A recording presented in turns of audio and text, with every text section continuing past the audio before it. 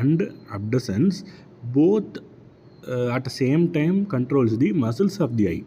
Oculomotor controls the muscle of the up and down and inward and outwards. Abducens it's வெளியில் and உள்ளே பார்க்குறதுக்கு இந்த நர்வோடைய கண்ட்ரோலில் தான் மசில்ஸ் வந்து இயங்கிக்கிட்டு இருக்கு. Then we go for trochlear, the fourth nerve. This we can check by same like if the patient is capable of seeing the objects, he is okay with trochlear. Then we go for trigeminal. In the trigeminal we have both facial, both sensory and motor nerve. For sensory we go for corneal reflexes, clenching the jaws.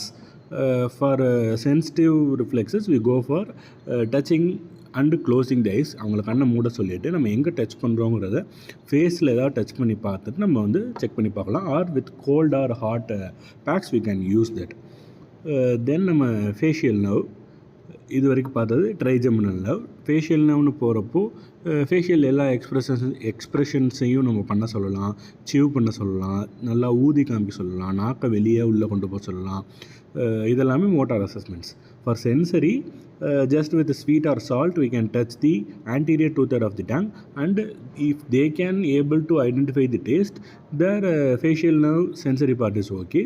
And all the movements if like upping the eyebrows and blowing the cheeks, closing the eyes and showing the teeth, இதெல்லாம் பண்ணுறாங்க அப்படின்னா facial nerve வந்து நல்லா இருக்குது அப்படின்னு அர்த்தம். Then we go for acoustic. That is also called as vestibulocochlear nerve. Vestibulocochlear nerve பார்க்குறதுக்கு vestibulocochlear is purely of நம்ம கேட்குறதுக்கு for hearing sensation. It consists of two parts, vestibular part and cochlear part.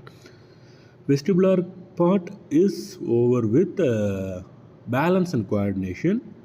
This cochlear part is for hearing.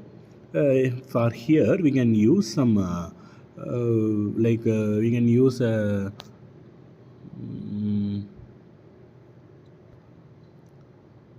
நம்ம அதை use பண்ணுறதுக்கு ஒரு tuning fork use பண்ணி பார்க்கலாம்.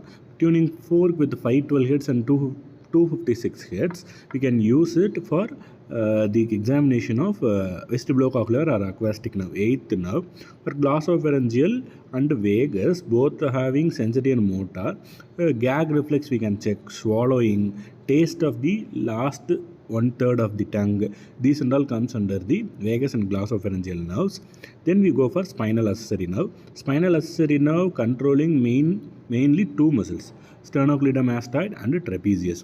Sternocleidomastoid and trapezius check பண்ணி பார்க்குறப்போ அதாவது ஷோல்டரை ஸ்ட்ரக் பண்ணி பார்க்குறது இல்லை ஸ்பைனல் accessory nerves கண்டுபிடிக்கிறதுக்காண்டி ஸ்பெசிஃபிக்காக SCM and trapezius மசிலை செக் பண்ணி பார்க்குறப்போ we are confirming that spinal accessory nerve is intact. Then hypoglossal nerve. Hypoglossal nerve பண்ணுறப்போ இதுவும் சேம் டங்கோட glossal அப்படிங்கிறப்பே it comes under the tongue movement. Hypoglossal it also gives the examination of tongue. நம்ம நல்லா நாக்கு வெளியே நீட்டி மடக்கிறது மூலிமா we can conclude that hypoglossal nerve is intacted. First examination, cranial nerve examination. First we see about Glasgow Coma scale. Then we are coming to cranial nerves. Cranial nerve முடிஞ்சதுக்கப்புறமா cerebral functions பார்க்குறோம். If they are a head injury patient, தலையில் அடிபட்டு வராங்க, ஒரு vomiting sensation இருக்குது, இல்லை ஒரு திடீர்னு ஒரு ஃபீவர் இருக்குது, மயக்கம் போட்டு விழுகிறாங்க, அப்படிங்கிறப்போலாம் நம்ம இந்த எக்ஸாமினேஷன்ஸ்லாம் நியூராலஜிக்கல் எக்ஸாமினேஷன்ஸில் பண்ணிக்கலாம். செரிப்ரல் ஃபங்க்ஷனில் ஜென்ரலாக ஃபஸ்ட்டு நம்ம பார்க்க போகிறது ரெண்டு தான், cognition and mental status. Cognition பார்க்குறதுக்கு கான்சியஸ்னஸ் ஃபஸ்ட்டு பார்க்க போகிறோம். கான்சியஸ்னஸில் தான் same comes under the Glasgow coma scale வந்துடும்.